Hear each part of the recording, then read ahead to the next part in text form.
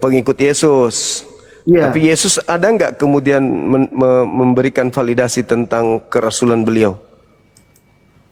Ya sih ada, kan dia kan melalui salah satu murid juga. Nah begitu. Ya, Yesus di mana menerangkan tentang Paulus? Siapa Paulus ini menurut Yesus? Maksudnya? Kan Yesus yang harus menerangkan siapa Paulus Ya. ini. Kalau memang Paulus ini adalah pengikut Yesus, Yesus harus menerangkan siapa Paulus ini. Karena Paulus itu membuat sebuah pengajaran yang sangat luar biasa pengaruhnya. Dan dia mengaku kalau Yesus itu yang mengutus dia. Nah, ada nggak pengakuan Yesus terkait hal tersebut? Atau dia sendiri yang ngaku-ngaku? Ya karena dia kan sudah punya firman dari Tuhan. Dia telah berfirman bahwa Saulus itu kan dia sudah mengakui bahwa Yesus itu anak Allah. Iya, Dan itu dia pengakuan sudah telah Paulus. bertobat. Nah, Paulus dia mengaku sudah dia bertobat. Nah, Yesusnya ada nggak memberikan kemudian pengesahan bahwa Paulus ini adalah utusanku, dia adalah rasulku? Ada nggak Yesus mengajarkan itu? dia kan keyakinan sendiri, makanya dia mewartakan firman Tuhan. Iya. Itulah yang kubilang. Berarti dia ngaku-ngaku sendiri.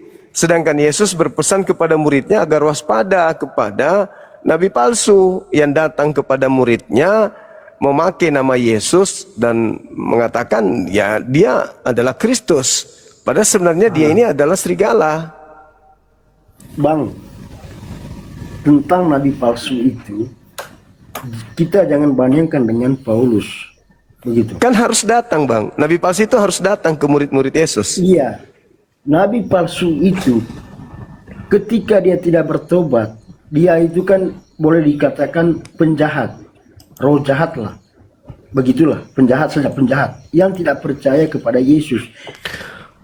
Salah satunya dia punya ilmu hitam untuk melawani iman Katolik, iman Yesus, atau yang tidak percaya kepada Tuhan itu yang diberikan firman kepada kita. Begitu.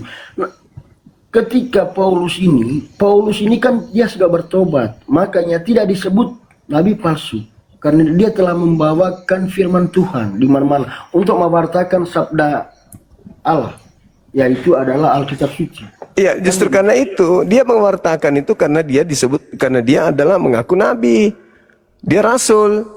Makanya dia disebut palsu karena ajarannya bukan bersumber dari Yesus. Di mana Yesus pernah mengajarkan Paulus tentang kitab Roma, Galatia, Filipi dan seterusnya? Adakah Yesus pernah mengajarkan itu? Benar.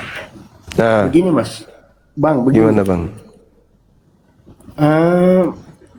Yesus itu, Paulus itu, dia sudah percaya setelah dia bertobat. Begitu.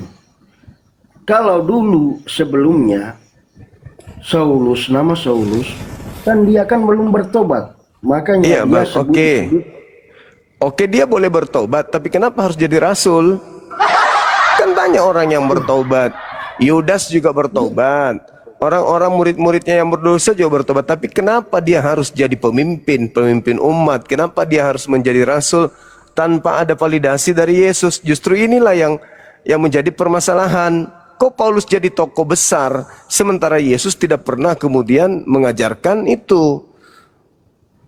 Kok dia bisa ngangkat? Nah, Gimana Bang? pengertian kan dia kan telah bertobat dan Yesus telah berfirman kepadanya dan dia telah memberikan firman dan kuasa kepada Paulus agar Paulus sungguh-sungguh bertobat dan untuk mewartakan Injil atau sabda Allah di mana-mana. Di mana Yesus Bang? Di mana Yesus? Di mana Yesus pernah berfirman atau bersabda ke Paulus? Di mana itu? Bentar Bang. Benar Bang. Sampaian juga kan Bang kan berfirman. Anda berbicara berarti Anda berfirman. Kan firman itu kan apa yang kita miliki. Maksud Kita saya hidup Yesusnya dalam Bang. Maksudku Benar, Yesus bentar. di mana Yesus bersabda ke Paulus? Iya, bersabda begini, saya akan jalani hidup saya sesuai dengan rencana Tuhan. Kan begitu.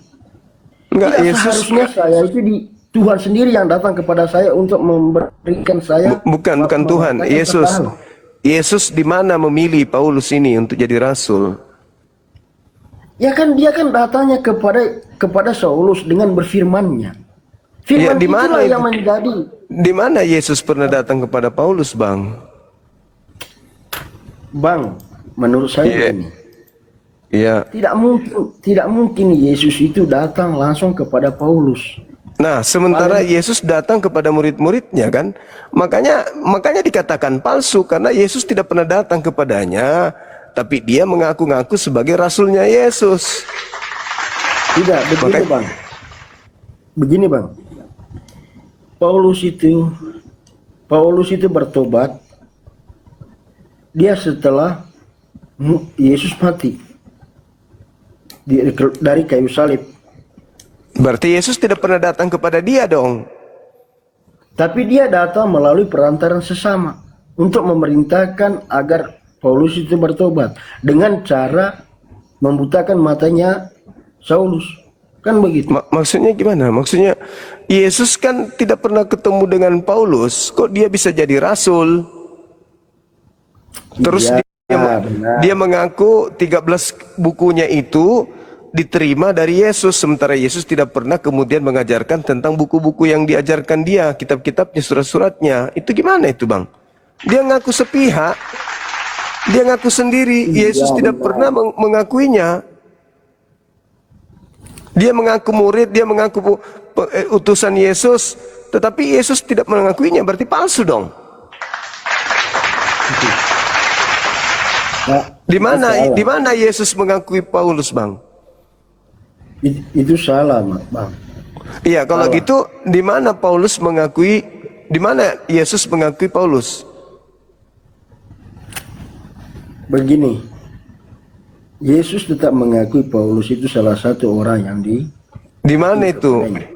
Iya, di mana Paulus diakui oleh Yesus itu di mana? Nanti begini Bang. Oke lah. Kalau kembali tentang hal itu tuduhan kepada Alkitab suci, nanti saya cari dulu di Bible-nya. Karena saya selama ini hanya sebatas nonton saja. Tapi kalau memang sampai itu mau cari faktanya atau datanya ya melalui dalam Alkitab suci, saya cari dulu. Nanti lain kali saya naik kepada Bang. Baik Bang, baik, thank you. Baik Saudara F. Timur. Terima kasih. Ya, makasih. Selamat malam. Malam juga Bang. Siap. Oke teman-teman sekalian, gimana yang sudah yang mau syahadat tadi, udah syahadat belum? Apakah kita rungkatin habis itu kita ke sebelah? Sahabat Nur Hidayah channel, barakallahu fiik. Thank you. Apakah kita harus rungkat ini baru kita ke sana? Kita rungkat dulu di sini.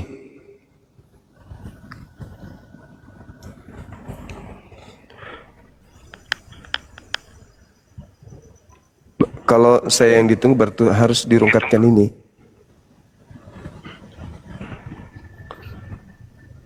Belum ada yang ke sana ya, dari api ya. Halo, selamat malam. Ya, selamat malam Bang Juma. Iya, sorry. Ya, Bang Juma, di sini. Iya. Di sini topiknya siapakah nabi palsu? Ya. Siap. Oke. Kalau menurut saya nabi palsu itu adalah Nabi Muhammad itu sendiri. Silakan dijelaskan. Oke, kenapa saya bilang Nabi Muhammad itu sendiri? Karena kita juga harus tahu ya, setiap kali kalau Tuhan itu menampakkan diri kepada manusia untuk memilih manusia itu menjadi Nabi untuk menyampaikan firman kepada manusia, itu selalu perkenalkan diri. Makanya saya mengatakan, pada saat Nabi Muhammad menerima wahyu pertama kali di dalam Gua Hira, tidak ada malaikat Jibril menampakkan diri kepada Nabi Muhammad. Dan Nabi Muhammad juga tidak tahu siapa yang datang kepada dia. Oke. Terbukti. Oke, tolong tunjukkan data-data di Bible kalau merujuk kepada Nabi Muhammad. Silakan. Ya, Abang Zuma kan topiknya siapakah Nabi palsu? Ya, kalau menurut Iya. saya Nabi palsu adalah Nabi Muhammad. Kalau di dalam Bible Nabi palsu tidak ada. Oke, kalau Anda mengatakan Nabi Muhammad, landasan Anda menuduh itu apa? Ya, makanya tadi saya sudah bilang, kalau kita lihat dari Alkitab, komparasi dengan Alkitab, Di mana itu tertulis di Bible? contohnya kita lihat di Perjanjian Lama, Keluaran. Iya, di mana itu? Oke. Ya, Keluaran 3 ayat 6, pada saat Tuhan menampakkan diri kepada Nabi Musa, Tuhan menampakkan diri kepada Nabi Musa. Oke. Oke. Oke, berarti karena Tuhan tidak sabar. Karena Tuhan tidak menampakkan diri kepada Nabi Muhammad, maka dia nabi palsu. Tidak perkenalkan Begitu. diri, dia tidak perkenalkan diri sekarang. Iya, karena Iya, Tuhan Nabi- tidak memperkenalkan diri kepada Nabi Muhammad, maka dia nabi palsu menurut saudara. Ya, menurut Gitu saya maksudnya. kayak begini, begitu. Tolong Ya, tunjukkan di mana pernah Tuhan menampakkan diri kepada Paulus. Oke. Silakan, oke. silakan. Oke. Kita bisa buka Kisah Para Rasul 9, ya. Oh, itu yang datang itu Yesus, Tuhannya Yahudi yang datang kepada Musa. Yang datang kepada Musa. Yang datang kepada Musa. Yang datang kepada Musa. Yang datang kepada Musa itu adalah secara dengan- Yang datang kepada Musa. Yang datang kepada Musa. Menampakkan diri kepada Musa. Itu kapan pernah datang kepada Paulus? Nah, makanya saya bilang yang datang kepada Musa itu sama. Loh kok sama? Ya, sama secara dengan Yesus Kristus itu sendiri. Aduh. Mau saya buktikan kalau yang datang kepada Paulus itu iblis, mau? Tapi jangan lari-lari, jangan Iya lari enggak, dulu. berbicara dengan nabi palsu, terkait dengan nabi palsu, saya Begini. buktikan bahwa yang datang kepada Paulus itu iblis, boleh? Boleh, silakan. Oke, baik. Anda baca Yohanes 16 nomor 7 nomor 8. Adalah benar jikalau aku pergi, sebab kalau aku tidak pergi, maka roh kebenaran itu, roh penghibur itu tidak akan datang. Maka saya harus pergi supaya penghibur itu datang. Pertanyaan saya, menurut Yesus setelah Yesus pergi yang datang siapa? Apa? Diskusi sama saya jangan emosi bang, santai aja, relax, atur Begini. napas, atur napas, relax, Santai, relax, sabar. Aku boleh jawab. relax. Tapi Nah, Bang Juma harus jawab dulu pertanyaan saya yang tadi itu. siapa yang memberikan Jawab kok, Bang standar? Juma. Siapa yang memberikan standar seperti itu bahwa Tuhannya Yahudi harus turun? Siapa yang harus memberikan standar seperti itu? Anda kan? Anda kan? Nah, sekarang kalau standar itu Anda tetapkan kepada Nabi saya, standar itu juga harus Anda tetapkan kepada Paulus dong, Nabi Paulus. Jangan hanya kepada Nabi saya. Sekarang Tuhannya Nabi Musa, Tuhannya Nabi Musa pernah nggak datang kepada Paulus? Nggak pernah. Yesus aja nggak pernah datang kepada Paulus. Saya buktikan bahwa yang datang kepada Paulus itu bukan Yesus tapi iblis. Saya sudah mengatakan tadi, Yohanes 16 nomor 7 nomor 8. Kata Yesus, adalah benar jikalau aku pergi. Sebab kalau aku tidak pergi, maka seorang penghibur itu tidak akan datang. Tetapi kalau aku pergi, maka penolong lain yaitu penghibur itu akan datang. Sekarang pertanyaan saya, menurut Yesus, setelah Yesus pergi, yang datang siapa? Saya buka ayat dulu ya. Silakan. Sabar ya, tapi Bang Juma harus menjawab dulu pertanyaan saya. Saya sudah jawab, itu standar yang Anda buat-buat sendiri. Tapi anehnya standar itu Anda tidak mau pakaikan kepada Paulus, hanya kepada Nabiku, kan Bang lucu. Juma membuktikan kepada kita, kepada kami. Bisa nggak kalian orang Muslim itu membuktikan kepada kami? Apa? Bahir itu benar-benar adalah malaikat Jibril. Ayo, bisa Iya, nggak? buktinya Al-Quran. Al-Quran itu kalau bukan malaikat Jibril yang mengajarkan, lalu siapa? Apakah Di dalam, nah sama pertanyaan ini juga akan saya lontarkan kepada saudara. Kapan malaikat Jibril datang kepada Paulus, kepada Lukas, kepada Markus, kepada Yohanes? Wahyu Kapan? pertama kali Nabi Muhammad menerima itu, mengatakan yang datang kepada datang kepada dia itu adalah malaikat Jibril? Saya ambil datanya. Saya jawab. Pertama kali. Harus Oke, pakai saya jawab. pertama kali. Iya, saya jawab. Diam. Tolong kau tunjukkan kepada saya malaikat memperkenalkan diri kepada Musa. Katanya Ayo. mau jawab. Katanya mau jawab. Saya jawab kan? Saya sudah jawab. Ada nggak malaikat pernah memperkenalkan diri kepada Musa? Aha, garuk kepala. Makanya saya bilang. Garuk kepala. Oke. Sekarang Makanya- ada tidak Oke. malaikat memperkenalkan diri kepada Musa? Ada. Ada. Coba tunjukkan dalilnya. Oke. Makanya tadi Tunjukkan dalilnya. Tunjukkan. Tunjuk. Coba buka keluaran 6. Coba buka keluaran 3. Apa kata malaikat itu? Apa kata malaikat di sana? Maka malaikat menampakkan dirinya. Saya minta malaikat itu memperkenalkan diri enggak? Makanya Ayo. saya bilang berat Ayo. orang muslim itu berat orang muslim itu. Ayo. Anda yang Ayat paham. 3, Anda ayat yang 56. dengar. Allah Di itu keluaran menampakkan 3. kepada Musa, Di keluaran 3. Dengar. menyala api, lalu perkenalkan diri kepada Nabi Musa. Apa Aku katanya Allah malaikat? Yakub. Apa kata malaikat itu? Apa kata malaikat itu? Apa kata malaikatnya? Aku Allah Abraham, Allah Ishak, Allah Yakub sudah. Coba. Kamu tunjukkan kepada saya. Kamu tunjukkan kepada saya malaikat itu memperkenalkan diri. Coba. Adalah malaikat Coba Jibril. kamu tunjukkan di mana malaikat itu memperkenalkan diri. Coba. Saya mau baca. Enggak ada malaikat itu memperkenalkan diri. Aku adalah Jibril, akulah ini. Di situ cuma dikatakan, aku adalah utusan Tuhanmu. Dia menyatakan seperti itu. Sekarang kalau standar itu yang Anda gunakan kepada saya, coba kau tunjukkan di mana malaikat pernah memperkenalkan diri kepada Paulus. Di mana malaikat pernah memperkenalkan diri kepada Lukas. Di mana malaikat pernah memperkenalkan diri kepada Yohanes, Matius dan seluruh pengarang buku ini. Wartawan-wartawan ini kapan Dalam malaikat? Lukas 1 ayat 26, pada bulan ke-6 Allah menurun malaikat Jibril datang Ya, kepada dunia. Itu sudah jelas. memperkenalkan enggak dirinya? Memperkenalkan enggak dirinya? Dia tahu. perkenalkan enggak? Bunda tahu Malaikat itu adalah memperkenalkan malaikat diri enggak? itu sendiri. Sekarang begini, Bunda Maria tidak ragu-ragu. Sekarang begini, di dalam gua Hira, Nabi Muhammad ragu-ragu sih, tidak tahu. Kamu nggak ada ilmu. Kamu mau mempertahankan kemudian pemahamanmu, standarmu, tapi kau nggak mau didudukkan standar itu kepada Paulus. Di mana malaikat Gabriel datang kepada Paulus? Ayo, di mana malaikat Gabriel datang kepada Lukas, Markus, Matius, Yohanes? Di mana? Nggak pernah ada. Cuman ngarang bebas. Ya Allah. Saya juga harus ke sana kayak satu aja manusia di bumi ini. Kenapa sih harus saya yang hadir mensyahadatkan orang itu? Kenapa harus saya? Ya udahlah, kita rungkat. Oke teman-teman. Makasih ya semuanya teman-teman. Kita rungkatkan dulu.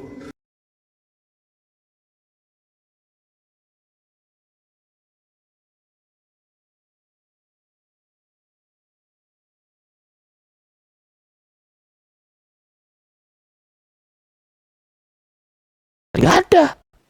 Betul nggak?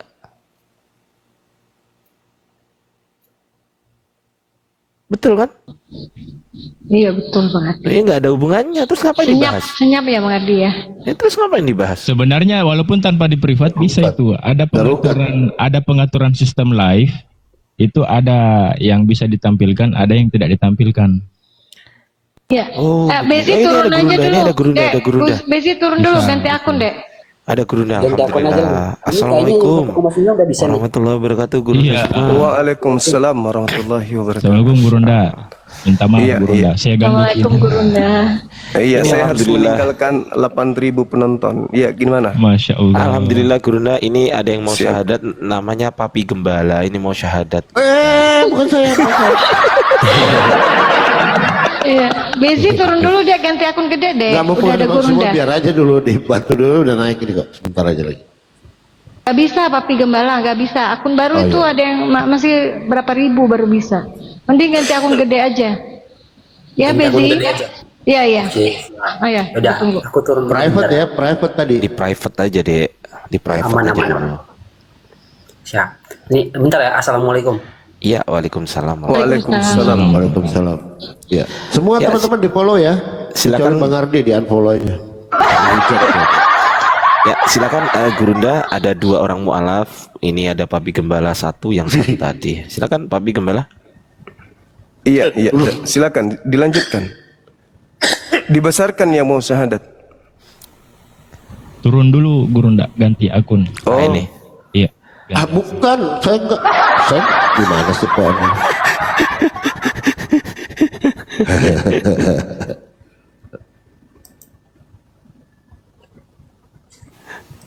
Aku paling seneng tuh ngerjain Papi Gembala tuh.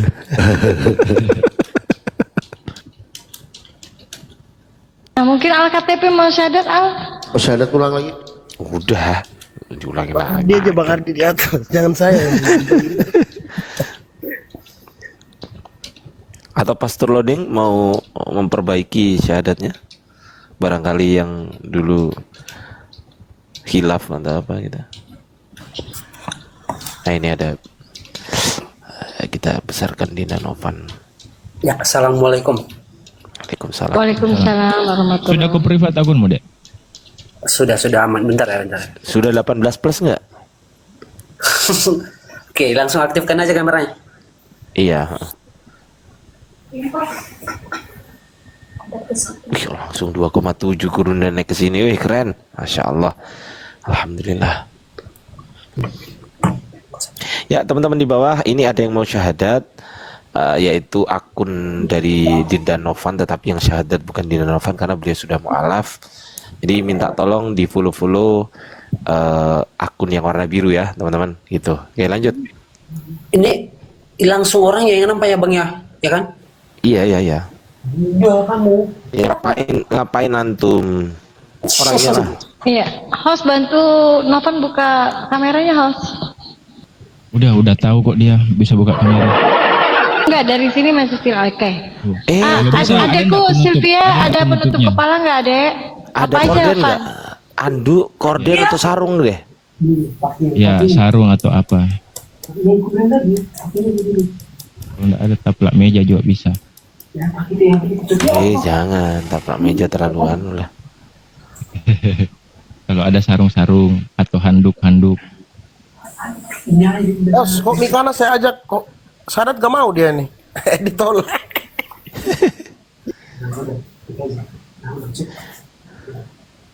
Gini boleh nggak sih? Ah, ini cocok. Wah, Boleh, boleh, cocok, mantap. Kameranya agak dihadapin ke kiri dikit. Kiri. Kebalik. Itu kan kiri. Ah, gitu. Oke, wes. Silakan Gurunda Zuma. Waktu dan tempat dipersilahkan. oke, baik. Dari mana? Katolik ya? Protestan. Oh, Protestan. Iya Bang. Iya. Ini mau masuk Islam ada paksaan atau ikhlas? Tidak ada paksaan dan paksaan dari siapapun Bang. Dari hati Oke. niat. Berarti bagi Anda Yesus itu bukan Tuhan. Apa Bang? Yesus bukan Tuhan, Bukan Bang. tapi dia ciptaan. Iya. Ciptaannya siapa? Ciptaannya? Iya. Ciptaannya apa namanya? Ciptaannya siapa? Ya. Oh, belum boleh sih dibilang gitu. Allah. Bang. Allah. Masya Allah, subhanallah. Oke, baik. Kalau gitu disaksikan oleh sahabat-sahabat yang ada di sini. Kita bersaksi, berikrar, membulatkan tekad hati untuk menggerakkan lisan, menggerakkan perbuatan, ya, menjadikan bahwa kesaksian itu adalah betul-betul kita praktekkan bahwa Tuhan itu Allah, maka harus tunduk kepada aturannya, harus tunduk kepada perintahnya. Jadi apa yang kita lisankan harus kita praktekkan dalam kehidupan kita sebagai umat Islam. Gitu ya, Dek? Iya Bang. Oke, baik. Ikuti saya. Bismillah. Bismillah. Ar-Rahman. Ar-Rahman, Ar-Rahman, Ar-Rahim, Ar-Rahim, dengan menyebut nama Allah dengan menyebut nama Allah yang Maha Pengasih, yang Maha Pengasih, lagi Maha Penyayang. lagi Maha Penyayang. Asyhadu Asyhadu Allah Allah ilaha ilaha illallah illallah wa asyhadu wa ashhadu ashhadu anna Muhammadan Rasulullah. Aku bersaksi bahwa tidak ada Tuhan selain Allah, dan aku bersaksi bahwa Nabi Muhammad adalah Rasul utusan Allah. Sah. Allahu Akbar. Allahu Akbar. Takbir. Masya Allah. Subhanallah. Masya Iya. Sebelum saya serahkan kepada adik saya Ustadz Alif sebagai Ketua Apologet Islam Indonesia, saya ingin menyampaikan kepada sahabat-sahabat Muslim yang sekiranya mungkin belum paham tentang syahadat atau doa seorang mu'allaf. Jadi betul, orang yang mu'allaf itu adalah seperti kertas yang bersih, putih. Seluruh dosa-dosanya itu dihapuskan oleh Allah, dan ya kemungkinan besar doanya itu lebih mudah diijabah oleh Allah. Karena itu banyak di antara kita kemudian cenderung menyiksa mu'allaf dengan cara menyuruh mu'allafnya itu berdoa. Doakan kami, mu'allafnya baru syahadat disuruh berdoa, bingung langsung. Jadi sahabat-sahabat, rekan-rekan sekalian, kalau ada mu'allaf, supaya beliau mu'allafnya ini tidak risih, tidak malu, tidak bingung harus berdoa kayak mana, baru masuk Islam disuruh doakan orang-orang yang sudah Islam dari lahir, jadinya dia bingung. Nah, solusinya gini, pada saat kemudian ustadz kita berdoa, yang mu'allaf ini mengaminkan, itu sama halnya kan ustadznya kan berdoa tuh, ya Allah sehatkan kami, mu'allafnya mengatakan amin. Itu sama halnya mu'allaf yang sudah berdoa karena mengaminkan semua doa-doa kita. Pak ustadznya mengatakan berikan kepada kami kemudahan dalam urusan duniawi, urusan akhirat. Yang mu'allaf mengatakan amin. Nah, itu sama halnya kita sudah diwakilkan oleh mu'allaf untuk berdoa dan mengabulkan dan minta pengabulan terhadap doa ustadz tadi. Jangan lagi disiksa. Habis itu doakan lagi. Sudah kita mendoakan, habis itu kita balik lagi minta dia yang mendoakan. Gak perlu. Maka karena itu adik saya yang mu'allaf ini, tolong nanti kalau ustadz kita itu berdoa betul-betul diaminkan dengan khusyuk, dengan sampai ke hati dalam pikiran kita ya. Jangan membayangkan Tuhan dengan makhluk, nggak ada. Pokoknya dalam hati aja, amin, amin. Karena Tuhan itu maha mendengar, Allah subhanahu wa ta'ala itu maha melihat. Jadi tidak perlu dihadirkan dalam bayangan kita, oh Tuhan saya itu berbentuk tiang listrik, apa segala macam, nggak perlu. Tak ada seperti itu.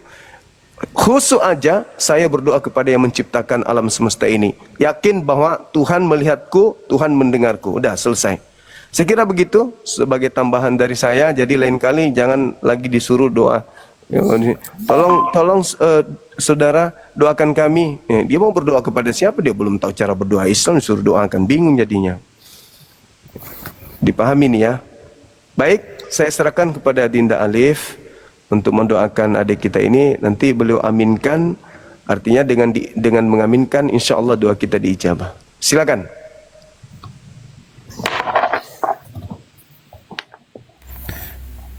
Baik, Masya Allah, terima kasih Gurunda. Izin dulu, suaraku terdengar ya, jelas ya, mohon maaf. Tadi ada kendala katanya. IRD host. Ya, terdengar. Besarin dikit.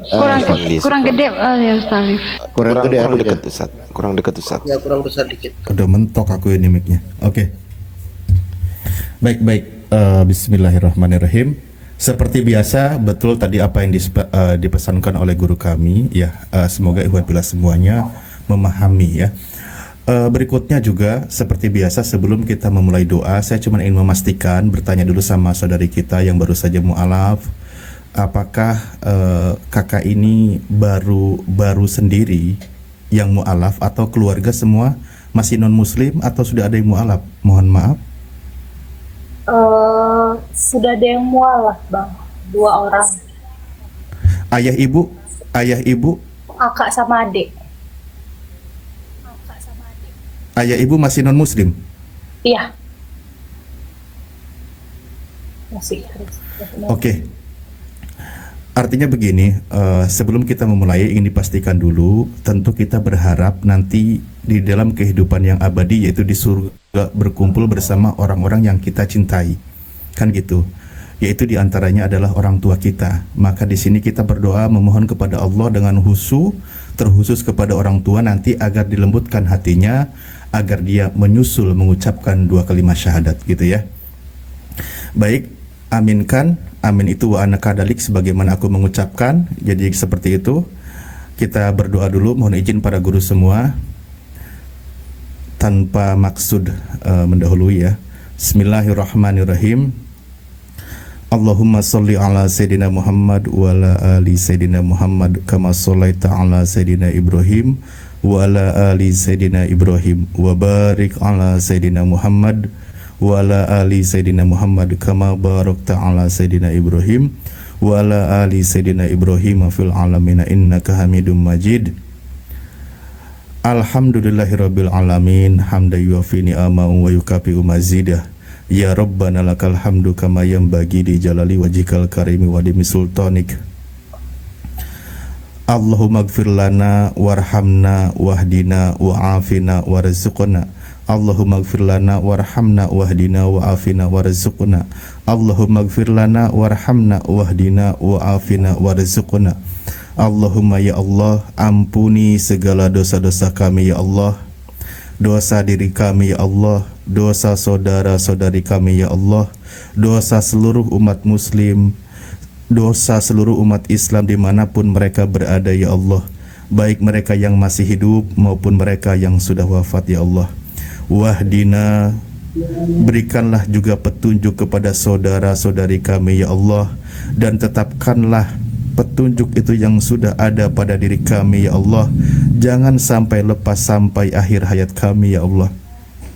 Ya Allah, masih banyak di antara kami, saudara-saudari kami, orang-orang yang kami cintai ya Allah, sampai detik ini belum dilembutkan hatinya, belum mau menerima kebenaran Islam ya Allah.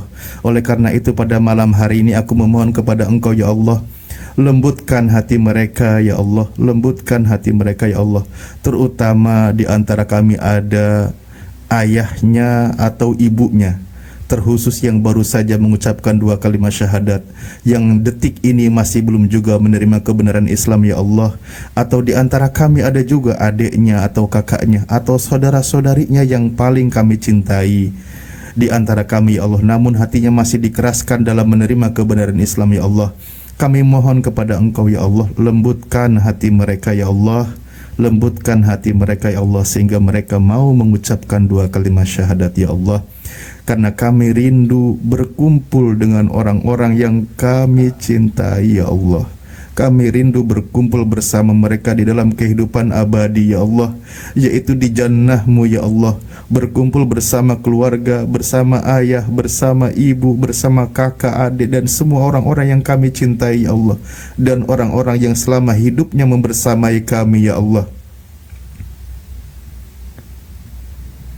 Ya Allah, mudahkanlah dalam setiap urusan kami ya Allah. Terima kasih atas semua anugerah yang Engkau berikan kepada kami ya Allah, limpahan rizki yang Engkau berikan kepada kami ya Allah, terutama rizki yang paling besar di dalam kehidupan kami ya Allah, yaitu rizki dimudahkannya mengucapkan dua kalimat syahadat ya Allah, sehingga kami menjadi orang mukmin dan mukminah ya Allah, sehingga Engkau akan mewarisi kami jannah-Mu ya Allah.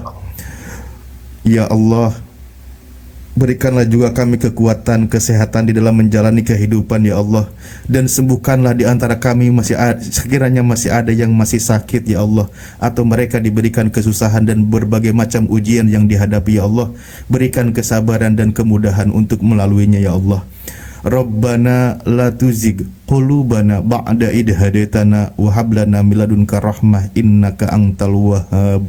Ya Allah, jangan Engkau cabut hidayah itu ya Allah, setelah Engkau berikan kepada kami hidayah itu ya Allah, sebagai petunjuk dan jalan penerang dalam kehidupan kami ya Allah. Ya Allah, sesungguhnya Engkau Maha Pemberi kebaikan ya Allah. Rabbana hablana min azwajina wa durriyatina qurrata ayuni waj'alna lil muttaqina imama.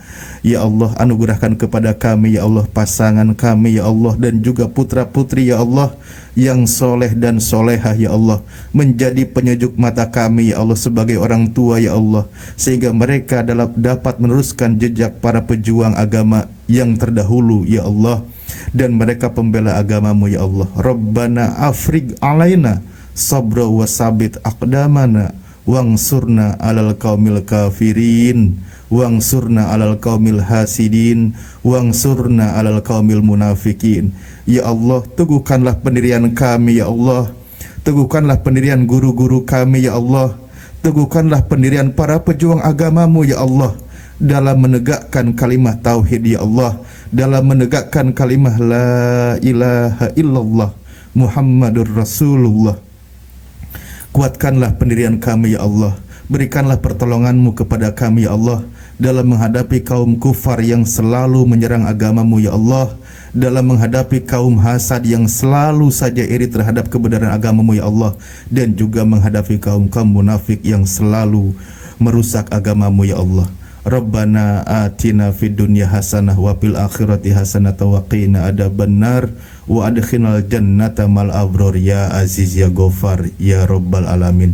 Ya Allah, berikanlah kebaikan kepada kami semua di dunia ini ya Allah, dan juga di akhirat nanti ya Allah, dan masukkanlah kami dengan orang-orang yang kami cintai ke jannah-Mu ya Allah, dan juga semua umat Islam dimanapun mereka berada yang menyaksikan adanya mu'alaf ini ya Allah, orang-orang mereka beriman ya Allah, masukkanlah kami bersama mereka ke jannah-Mu ya Allah. Rabbana atina fid dunya hasanah wa fil akhirati hasanah wa qina adzabannar. Subhana rabbika rabbil izzati amma yasifun, wassalamun ala mursalin walhamdulillahi rabbil alamin. Wa ya mujibas sailin istajib du'ana ya Allah ala hadiniyah wa kulniyatin solihah bi barakati suratil Fatihah. A'udzubillahi minasyaitonir rajim. Bismillahirrahmanirrahim. Alhamdulillahirabbil alamin arrahmanir rahim maliki yaumiddin. Iyyaka na'budu wa iyyaka nasta'in. Ihdinas siratal mustaqim, siratal ladzina an'amta 'alaihim ghairil maghdubi 'alaihim waladdallin. Amin ya Allah ya rabbal alamin. Amin ya Allah. Oke. Mungkin nanti tausiah dan sebagainya atau penyampaiannya disampaikan lagi oleh saudara-saudara kami yang ada di sini. Sebelum lebih jauh, saya hanya menyampaikan alhamdulillah antum semua maksudnya Anda saudari kami, saudara baru dalam seiman, pesan di dalam ayat Al-Qur'an, wala tamutunna illa wa antum muslimun. Janganlah engkau wafat kecuali dalam keadaan sebagai muslim, ya. Artinya pertahankan iman itu sampai akhir ajal kita, sampai ajal kita menjemput gitu ya. Jangan sampai terganggu, jangan sampai tergoda oleh kehidupan duniawi. Itu pesan di dalam Al-Quran. Setelah menjadi seorang muslim, Al-Quran memerintahkan udkhulu fis-silmi kafah, masuklah ke dalam Islam secara totalitas. Belajar perlahan, setiap hari berprogres menuju lebih baik di dalam menjalankan syariat Islam. Tinggalkan kebiasaan lama yang bertentangan dengan syariat Islam, lakukan kebaikan sesuai dengan syariat Islam, tinggalkan yang haram dan sebagainya, karena itu adalah aturan Islam. Secara kafah, berproses, bertahap ya. Insya Allah Anda akan nanti selamat. Kita bertemu di jannah dengan saudara-saudara seiman. Ujian kehidupan nanti akan dihadapi bagi orang yang beriman, karena Al-Quran sendiri sudah menyebutkan. Ya, jadi surah Al-Ankabut ayat 2, apakah manusia itu mengira akan dibiarkan begitu saja ketika dia sudah berkata, saya beriman, saya bersahadat. Enggak begitu konsepnya. Jadi ujian hidup itu akan ada, ya. Ujian hidup itu akan ada. Allah sudah contohkan. Ujian terberat yang dihadapi oleh umat manusia itu adalah para nabi. Karena mereka imannya paling kuat, maka ujian hidupnya juga lebih besar. Kalau kita sebagai umatnya yang level imannya entah sebesar apa, maka ujian itu sesuai dengan kadar kemampuannya. Sebenarnya pada prinsipnya manusia itu hidupnya diuji, tapi levelnya nanti berbeda ketika beriman. Kalau menjadi seorang beriman, ujiannya itu untuk meningkatkan level keimanan. Itu bedanya seperti itu. Ada poin plusnya, kan gitu. Allah juga berikan solusi, wasta'inu bisabri wassalah, tetap mohon pertolongan kepada Allah dengan cara bersabar dan juga tetap menjalankan ibadah sholat, kan gitu. Allah juga berikan jalan keluar di setiap ujian yang akan dihadapi. Dari saya mungkin itu dulu, nanti berkaitan dengan hal yang lain kita berbagi dengan saudara-saudara yang lain. Terima kasih. Assalamualaikum warahmatullahi wabarakatuh. Waalaikumsalam warahmatullahi wabarakatuh. Waalaikumsalam warahmatullahi wabarakatuh. Warahmatullahi wabarakatuh.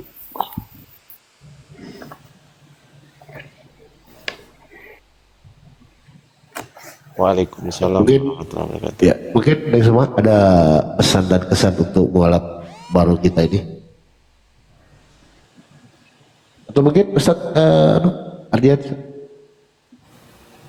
Iya, terima kasih Ustazah Papi Gembala. Jadi selamat ya Dek, udah menjadi mualaf, dan jangan lupa belajar sholat ya Dek. Belajar sholat itu kan ada temennya adik itu Bezi itu kan. Nah itu tanya tuh, dia kan juga mualaf juga ya kan. Belajar sholat bagaimana, terus belajar puasa atau belajar bersuci. Nah itu penting tuh, belajar bersuci, misal wudhu atau mandi besar. Nah itu tapi jangan dipraktekkan ya untuk itunya. Jadi langsung aja lihat gambar atau lihat video atau lihat buku-buku yang memang panduan-panduan Islam begitu ya kan. Gitu, Dinda siapa namanya tadi? Sylvia Bang. Ya, Dinda Sylvia. Atau mau dibuatkan sertifikat mualaf ini? Emang enggak? Mau enggak? Datanya kan sudah ada sama host nanti, Bang. Sudah ada datanya. Siapa? Ini. Si Adina sudah ada datanya kok. Siapa? Yang di samping ini loh, Kang. Ya, maksudnya datanya di mana? Di siapa? Sama hostnya. Mana hostnya ngomong? Sudah ada Bang Ardi. Tanda tangan di atas kertas putih? Semua sudah lengkap. Nomor WA? Nomor WA-nya ada sama saya juga, lengkap semua. Nah, kirim nomor Sudah. WA. Oke. KTP? Ada lengkap semua. Oh ya udah kalau gitu. Oke, gitu aja dari saya sih. Saya kembalikan kepada gurunda kita, yaitu Gurunda Zuma. Silakan Gurunda.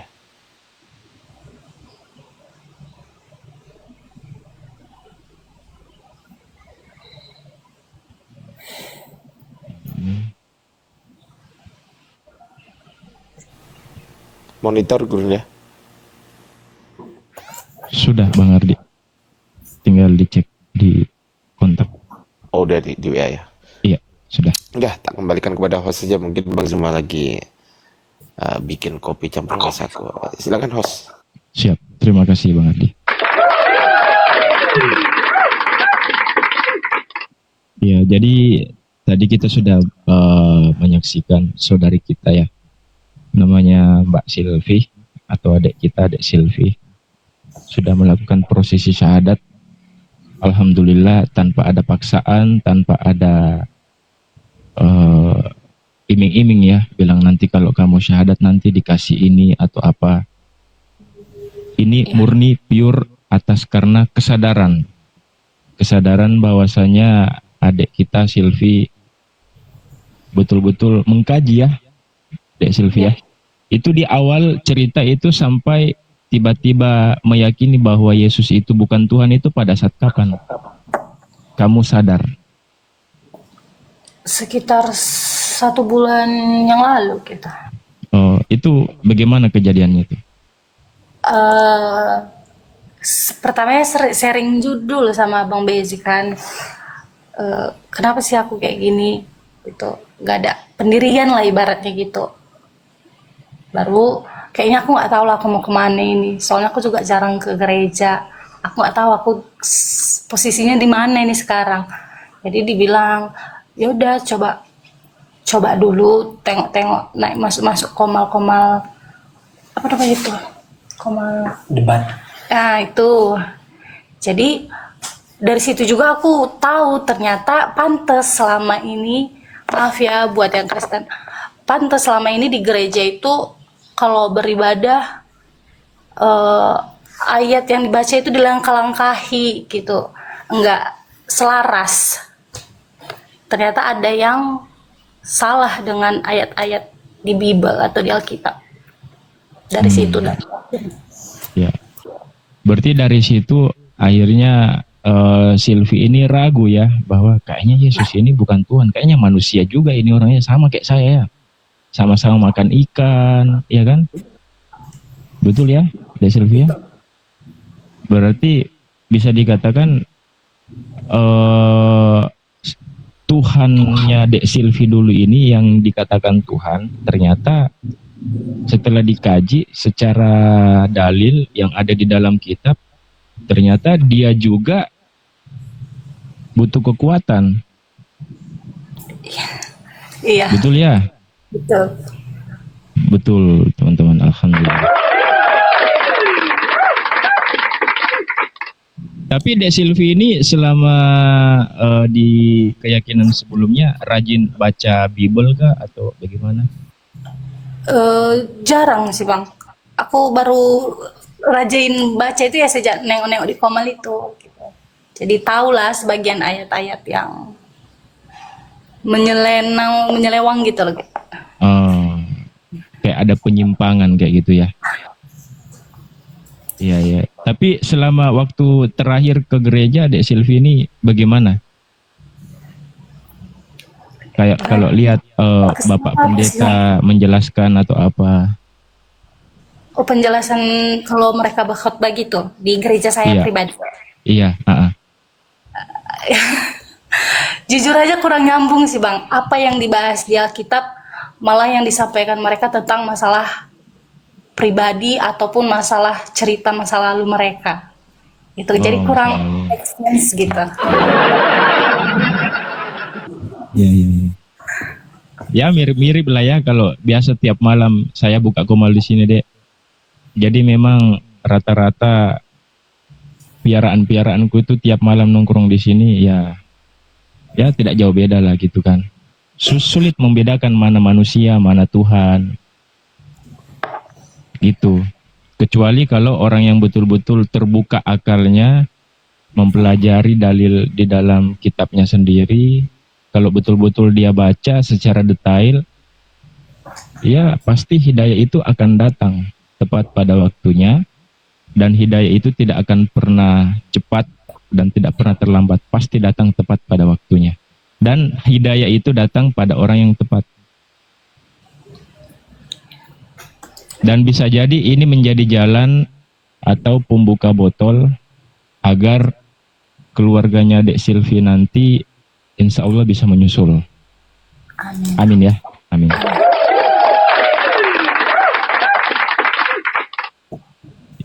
Ya, mungkin ada yang mau di-sharingkan sedikit Dek Silvi atau Bang Palopo, Bang Loding mau tambahkan sambil kita menunggu Gurunda, Bang Zuma monitor.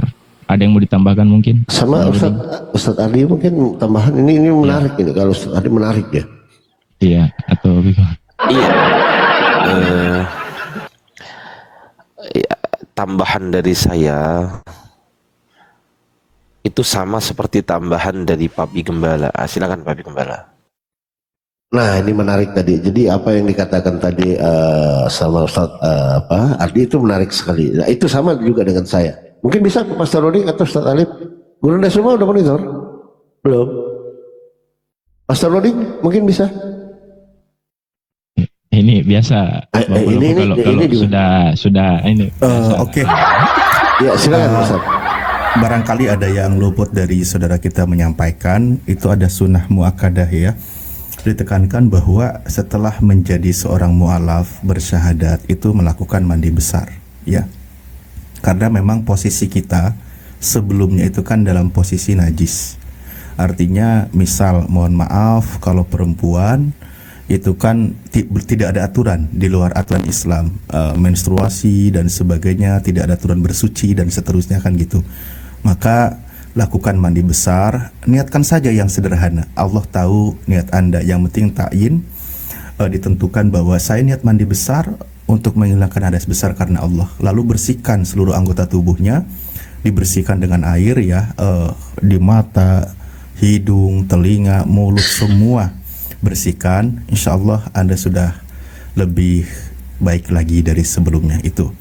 Untuk berikutnya nanti sebagai akhwat perempuan memang ada kajian fikihnya tersendiri, fikih fikih akhwat kan gitu ya. Belajar bagaimana ketika haid tidak boleh baca Quran, tidak boleh sholat, tidak boleh tawaf, tidak boleh ketika berkeluarga berhubungan dan sebagainya kan gitu. Itu aturan dalam Islam, nanti dipelajari, fokus belajar pengembangan diri, menambah pengetahuan tentang agama Islam. Begitu ya. Pelajari sholat. Ada mungkin saat ini saudara muslimah perempuan yang muslim gitu, maksudnya yang menjadi temannya, yang siap nemenin belajar. Ada Ustadz, Bunda Vera. Ada. Oh, Masya Allah. Iya. Nanti kalau belum ada, hostnya tak suruh pakai jilbab nanti. Jangan Ustadz. Ya, izin mungkin Bunda nambahin dikit boleh ya soal Alif ya, guruku. Siap Bunda. Ya, saudariku. Boleh Bunda. Boleh ya. Silakan. Sedikit aja ya. Oke, makasih Bunda. Terima kasih. Udah sedikit barusan. Ya Allah, Masya Allah. Saudariku Sylvia ya, nanti kalau sekarang udah menjadi seorang muslimah ya, seorang muslimah yang cantik itu, yang soleha itu, yang bisa menjaga marwah dirinya, di mana ada dalam kita Islam ya, sudah jelas di dalam surah Al-Ahzab ayat 59 ya, seorang muslimah yang bertakwa, yang beriman, yang menjaga marwah dirinya itu harus menutup aurat. Jadi adik mungkin kemarin di sebelah belum terbiasa menutup auratnya, terutama ya, aurat itu semua seluruh tubuh, yang boleh kelihatan cuma muka dan telapak tangan. Jadi adik berusaha untuk menutup auratnya, menjaga marwahnya sebagai seorang muslimah yang soleha, pakai kerudung ya, adikku sayang pakai hijab ya, bisa ya dibiasakan. Nanti lama-lama juga insya Allah akan terus terbiasa untuk menutup auratnya, menjadi seorang salihah yang wanita muslimah yang salihah. Amin ya rabbal alamin. Lanjut sekali. Iya, diingat-ingat itu ya Dek. Ada 3, yang pertama muka, yang kedua wajah, yang ketiga telapak tangan. Muka dengan wajah sama aja Ustaz tadi. Sama. Ya maaf salah tadi. Loh, saya hanya merangkum aja loh. Muka, wajah, sama Beda. Karena peribahasa itu cuma ada cari muka, nggak ada cari wajah. Betul, Ustaz Alif. Mungkin kalau sekiranya sudah cukup atau ada yang mau ditanyakan? Saya Saya sedikit boleh tanya sedikit. Saya boleh tanya sedikit sebelum ke Al-KTP. Dek, boleh tanya Dek? Iya bang, sama iya. saya. Iya, sama adik ya kan. Kalau boleh tahu adik tinggalnya di mana Dek? Sekarang posisi sekarang. Privasi bang, privasi bang. Itu yang saya maksud. Iya. Jadi kalau ada yang bertanya kepada adik, ya kan? Kalau ada yang bertanya kepada adik, baik itu di DM maupun di mana, jangan pernah dijawab di mana. Sepakat? Iya. Paham maksud saya? Oh, iya, paham. Nah, pertanyaan saya kadang-kadang begitu sih, nakal juga kadang. Tapi memang. Wah, kok ada bang? Bahaya. Ya, tenang aja. Banyak polos. Ya, bagus kalau gitu. Masya Allah. Ya sudah, intinya jangan lupa dijaga auratnya ya. Selalu pakai kerudung, jadi muslimah yang baik, jadi muslimah yang bermartabat, gitu ya kan. Nah, kalau ada foto-foto yang nggak pakai nggak pakai kerudung di mana? Masya Allah. Insya Allah. Udah pause. Makasih Bang. Makasih Bang. Oh bukan saya. Makasih Bang Al. Keren saya Bang Adi kaget juga. Lanjut Bang Adi. Ya, kalau ada foto-foto di media sosial deh, punya media sosial, misal ada foto yang nggak pakai kerudung atau apa, saran saya begini, di private aja. Kalau nggak mau dihapus, kalau nggak ikhlas dihapus, di private. Artinya yang bisa lihat cuman adik aja sendiri gitu kan, orang lain biar nggak bisa lihat. Kenapa? Karena kalau aurat itu bisa menjadikan dosa jariah. Dosa jariah itu contohnya, misal adik foto selfie terus diupload di YouTube ataupun di Facebook, TikTok dan lain sebagainya, ketika dilihat oleh lelaki yang lain, meskipun adik dalam kondisi tidur, meskipun adik dalam kondisi makan, dalam kondisi apapun juga, tetap kena dosanya. Na'udzubillahi min dzalik. Begitu ya Dek ya. Jadi memang agak berat ini, bahasan ini memang agak berat ini memang. Ya, tapi ya begitulah Islam. Justru Islam itu memuliakan hal-hal yang paling sensitif tuh di dalam wanita. Misal adik dikasih permen gitu, pasti milih yang tertutup kan daripada yang terbuka, betul nggak? Iya. Itu analogi dari Papi Gembala itu. Oke, lanjut silakan. Iya. Jadi begini deh, maksudnya tadi siapa Bang Ardi. Jadi di dalam Islam itu ada dosa apa tadi? Apa tadi? Dosa jariah. Dosa jariah. Bukan cuma amal jariah, tapi dosa amal jariah. jariah. Oke, nah dosa jariah ini seperti ini, Adek. Adik saya ini kan punya foto-foto di Facebook apa di mana yang kan udah tak sebutin tadi, kok diulangi lagi. Saya kan mengutip aja, ya kan. Jadi seumpamanya ada aurat kita yang kelihatan, nah jangankan dalam keadaan tidur, dalam keadaan beribadah aja kita itu masih berdosa loh. Hati-hati seorang wanita itu begitu. Walaupun lagi dalam keadaan sholat, lalu ada yang melihat foto-foto kita di Facebook yang kelihatan auratnya itu dosa. Nah, makanya di dalam Islam itu wanita itu sangat hati-hati gitu loh dalam menjaga aurat dan isi dompet gitu. Karena kalau nggak jaga biasa kan nanti suami malah cabut lagi kan. Nah ini begitu ya. Begitu dijaganya kesucian di dalam Islam kalau soal wanita. Mungkin begitu ya Bang Hadik. Kalau iya, kalau enggak mohon dikoreksi saya. Kayaknya begitu, tapi kayaknya begitu ya. Ya kayaknya begitu. Tapi kita kasih kesempatan untuk mualaf kita, yaitu yang bernama Al-KTP. Waktu dan tempat dipersilakan untuk Al-KTP membuka mic dalam hitungan ke 1000 ya. Ke 1000. 1, 2, 1000. Silakan Al-KTP. Ya, terima kasih guru-guruku, ustadku. Ya, kita besarkan Bang Al-KTP mau menunjukkan sesuatu. Ya, silakan. Jadi gini saudariku ya, saya juga mualaf dari Katolik ya.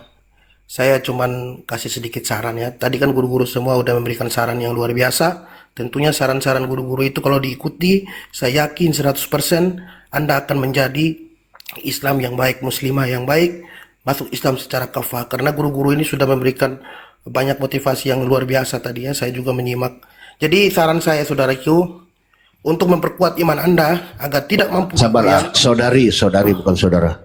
Ya, saudariku. Ya. Untuk memperkuat iman Anda, ya, saya sarankan untuk membaca buku Sirah Nabawiyah agar Anda mengenal siapa sosok Nabi Muhammad yang menjadi suri teladan bagi umat muslim.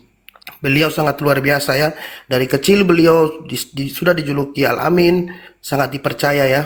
Beliau sangat memegang amanah, jujur, panjang sabar, tutur katanya luar biasa. Bahkan buku ini bisa membuat Anda seperti orang begini ya. Seperti saya, kalau ditanya orang, teman saya bertanya, apakah kau percaya kepada Nabi Muhammad? Kau udah baca buku Sirah Nabawiyah? Di situ ada perjalanan Isra Mi'raj. Masih kau percaya? Ya jelas, saya bilang. Bahkan saya bilang gini kepada mereka, sekalipun di depan saya ini tembok ini berwarna merah, kalau Nabi Muhammad, baginda Nabi Muhammad mengatakan itu warna hijau, saya akan mengatakan itu warna hijau. Saya tidak percaya pada diri saya lebih percaya kepada beliau. Itulah iman saya, saudariku ya. Setelah Anda membaca buku Sirah Nabawiyah, buku ini akan memperkuat iman Anda, saya yakin dan percaya. Karena beliau, Nabi Muhammad, memberikan tauladan yang sangat luar biasa ya. Kalau kita ikuti, insya Allah dan pasti kita jannah, kita akan masuk ke tempat surga yang dijanjikan. Dan satu lagi saudariku ya, ada satu ayat di Al-Quran. Karena saya dulu kan sering ditanya teman-teman saya, Bang, kok kamu masuk Islam? Islam kan beda Allahnya. Nah, ini satu ayat di Al-Quran yang memperkuat ya. Kalau ada teman-teman Anda tanya, saya dulu pernah ini saya baca, cukup ini aja. Bentar. Ini ya saudariku ya. Di Al-Baqarah ayat 137. Sorry. 34. Hati-hati salah buka, nanti buka Yohanes 1:1. Ya ini. Sorry. Ya, izin Sylvia, mungkin bisa ditutup aja kameranya adekku. Tutup aja nggak apa-apa. Ya, silakan Al. Ini deh, 136 ya. Saya selalu menjawab ini dan orang yang DM saya, teman-teman Katolik, bahkan frater pernah, saya bacakan, saya percaya Islam kenapa? Ini ayatnya. Katakanlah, Al-Imran 136, permisi ya. Bismillahirrahmanirrahim. Ini saya baca terjemahannya. Katakanlah, kami beriman kepada Allah dan kepada apa yang diturunkan kepada kami dan kepada apa yang diturunkan kepada Ibrahim, Ismail, Ishak, Yakub dan anak cucunya, dan kepada apa yang diberikan kepada Musa dan Aisyah atau Yosua Masih bahasa Ibrani atau Yesus tempelan Yunani ya, serta kepada apa yang diberikan kepada nabi-nabi dari Tuhan mereka. Kami tidak membeda-bedakan seorang pun di antara mereka dan kami berserah diri kepadanya. Ayat ini Al-Imran Al-Baqarah 136 ya Dek. Langsung teman-teman saya itu berhenti untuk DM saya. Setelah saya mengatakan bahwa Islam adalah agama yang benar, konsep ketuhanan Islam sudah final. Karena Islam memiliki satu Tuhan, satu Al-Quran, satu kitab suci Al-Quran dan Sunnah, dan Nabi penutup yaitu Nabi Muhammad yang membenarkan nabi-nabi terdahulu. Demikian saudariku, hanya itu dari saya. Insya Allah saya juga mendoakan Anda ya, semoga Anda menjadi muslimah yang baik dan bisa menyelamatkan saudara atau orang tua Anda yang belum mendapat hidayah. Semoga orang tua Anda juga mendapat hidayah. Amin ya Rabbal Alamin. Terima kasih saudariku host dan guru-guru semua. Terima kasih Al. Silvi, ingat pesanku Dek tadi pagi waktu ditelepon? Iya Bang. Tunggu dulu sebelum gimana Bang pesannya, aku izin turun dulu karena ada sesuatu hal yang memang harus aku apakan gitu kan, supaya apa ya kan. Nah, lanjut Bang Ardi, lanjut. Intinya apa yang mau saya lakukan ini adalah apa yang mau saya lakukan, gitu ya. Oke, semuanya izin turun dulu, nanti insya Allah kalau ada apa gitu saya apa lagi ya kan. Assalamualaikum warahmatullahi wabarakatuh. Siap Bang Adi. Waalaikumsalam warahmatullahi wabarakatuh. Iya, jadi lagi masak nasi goreng beliau. Iya, sepertinya Bang Firman. Iya, jadi yang saya katakan tadi pagi Dek, pesan saya ingat bahwasanya kamu sekarang itu sudah dinyatakan sebagai seorang muslimah yang taat. Jadi apa yang disampaikan tadi sama Bunda Vera itu jaga marwah sebagai seorang wanita, jaga aurat, ya kan. Dan mungkin untuk selebihnya nanti disampaikan lewat jalur belakang sama Bunda Vera. Tetapi yang paling penting adalah ketika orang tua sudah mengetahui, karena cepat atau lambat orang tua pasti akan tahu, cepat atau lambat. Gitu. Pesan saya cuma satu, sesuai dengan apa yang tertulis di dalam surah Al-Luqman ayat 15, di situ dikatakan Bismillahirrahmanirrahim, wa in jahadaka ala an tusyrika bima la'isa laka bihi ilmun fala tutfihuma wa syahib huma fit dunya ma'rufa wattabi sabilama anaba ilai thumma ilayya marji'ukum wa unnabi'ukum bima kuntum ta'malun. Jika keduanya memaksamu untuk mempersekutukanku dengan sesuatu yang engkau tidak punya ilmu tentang itu, janganlah patuhi keduanya. Tetapi pergaulilah keduanya di dunia dengan baik, dan ikutilah jalan orang yang kembali kepadaku. Kemudian hanya kepadaku kamu kembali, lalu aku beritahukan kepadamu apa yang bisa kamu kerjakan. Jadi pesan saya, Dek Silvi, jika suatu saat nanti kedua orang tua itu memaksa untuk kembali ke keyakinan sebelumnya,